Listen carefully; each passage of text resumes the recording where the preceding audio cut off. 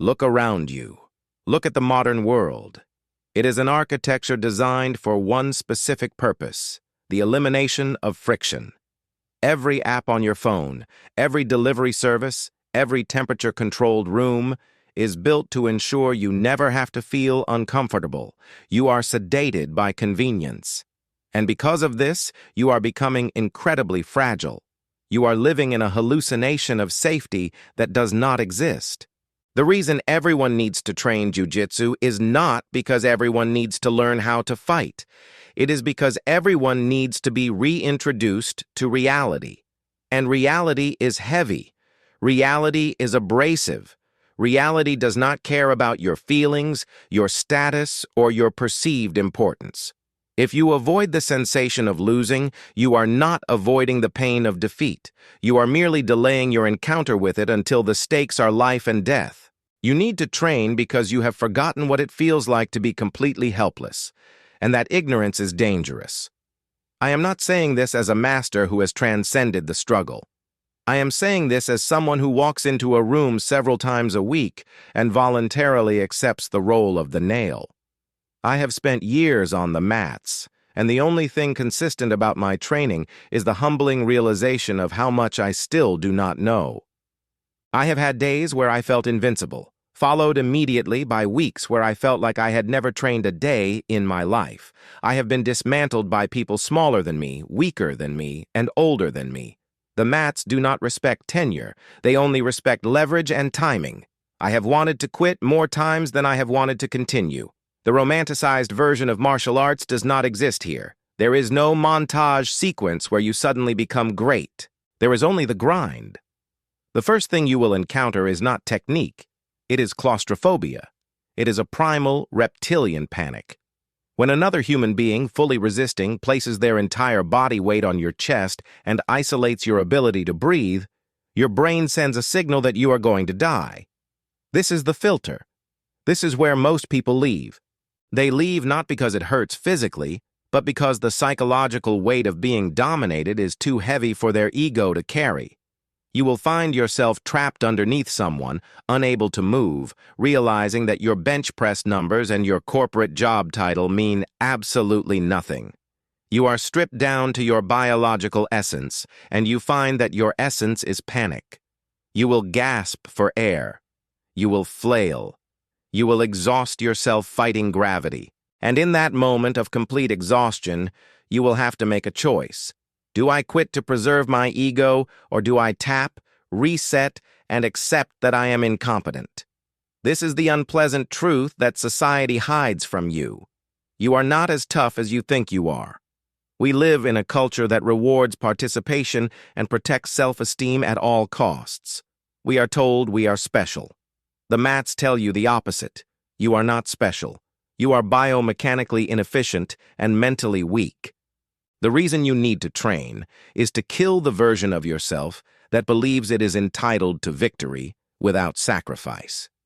If you never expose yourself to this voluntary suffering, you walk through life with a false confidence. You are a fragile vessel waiting to be cracked by the first real tragedy that hits you. The mat is a mirror. You cannot lie to the mirror. If you are lazy, it shows. If you panic, it shows. If you give up when things get hard, everyone sees it, including you. There is nowhere to hide. The central principle of jiu-jitsu that transfers directly to the human condition is the management of pressure. In the beginning, when you are under pressure, literally physically crushed, your instinct is to explode. You push, you shove, you hold your breath, and you burn all your energy in 10 seconds. Then you die. You lose. The advanced practitioner learns a different language. When the pressure comes, they do not panic. They frame. They create structure. They breathe. They understand that being uncomfortable is not the same as being in danger. They learn to find comfort in the chaos.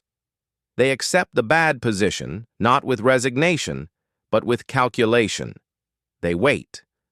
They survive. And the moment the opponent makes a mistake, the moment the weight shifts just an inch, they escape. This is why you need it. because life is going to mount you.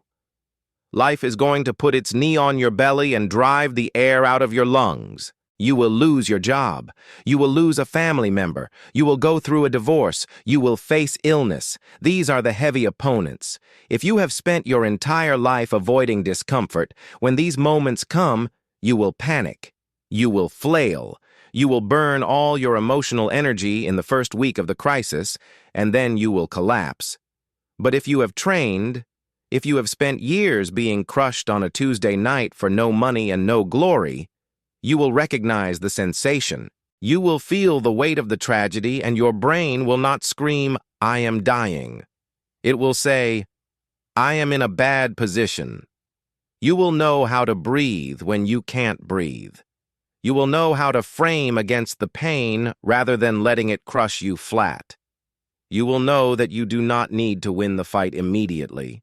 You just need to survive the next 10 seconds, and then the next.